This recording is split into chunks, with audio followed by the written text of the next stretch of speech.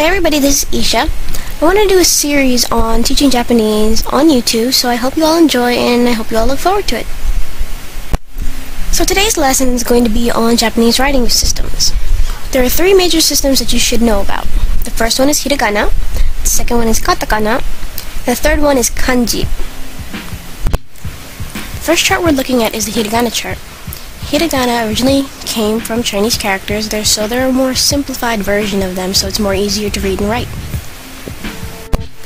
The great thing about Japanese is that the words are broken down into syllables, and I also find that it's especially easier if you already speak Spanish since the pronunciation is quite similar. So let's look at the first row. The first row that's highlighted is the vowels, so a, I, u, e, o. Also notice how most of the consonants are followed by a vowel. Let's take the ka row for example.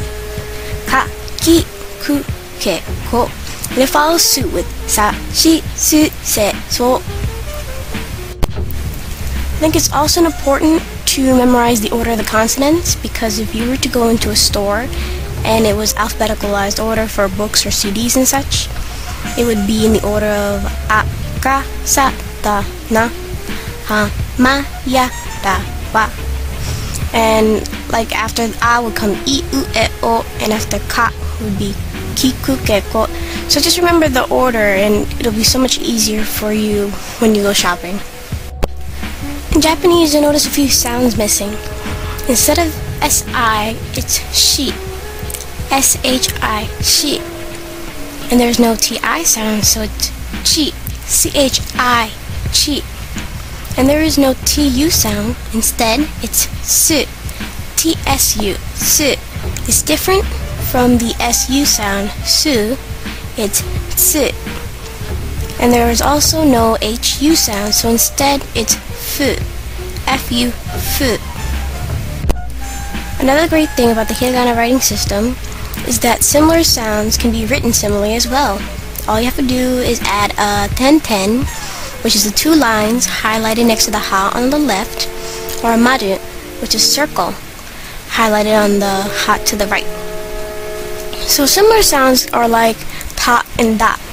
To make ta into da, all you need to do is add the ten-ten. To make ha into ba, all you need to do is add a ten-ten. Now h is special because you can make a p sound from h. So ha turns into pa by adding a maru. So you can do ha, hi, hu, he, ho, pa, pi, pu, pe, po.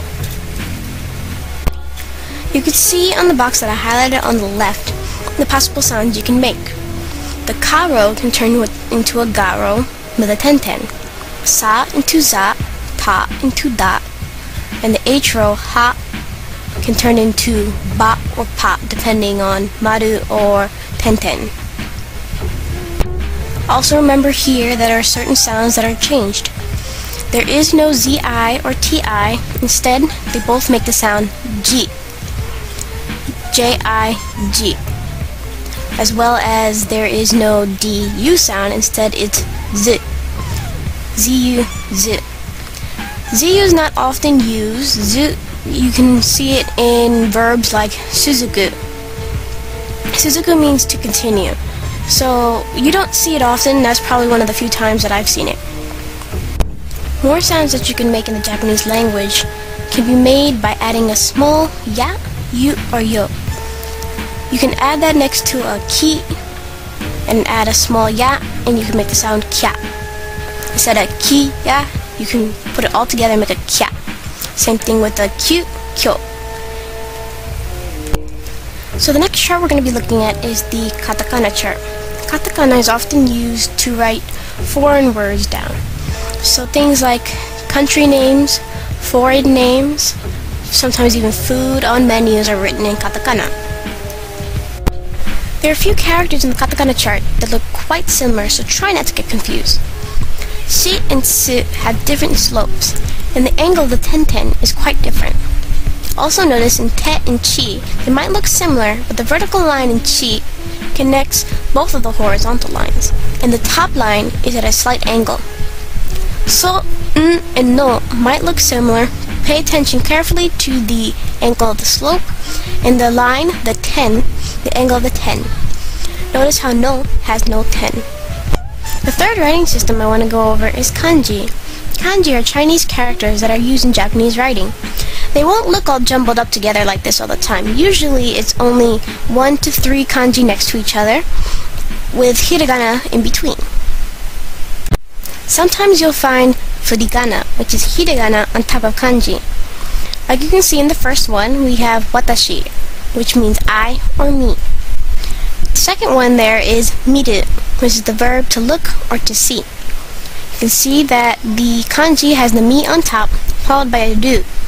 You often find that verb forms in the dictionary either end with a ru or a u. We'll go over this in a later lesson. The third one I have up there is koukou, which is high school. You'll often see that if 2 kanji are next to each other, you'll have to read the Chinese reading of the kanji. So that's the end of this lesson, and I hope that any part of it was able to help you in any way, and I hope you look forward to the next lesson, which will probably be starting on grammar. So thank you for your time, and have a nice day.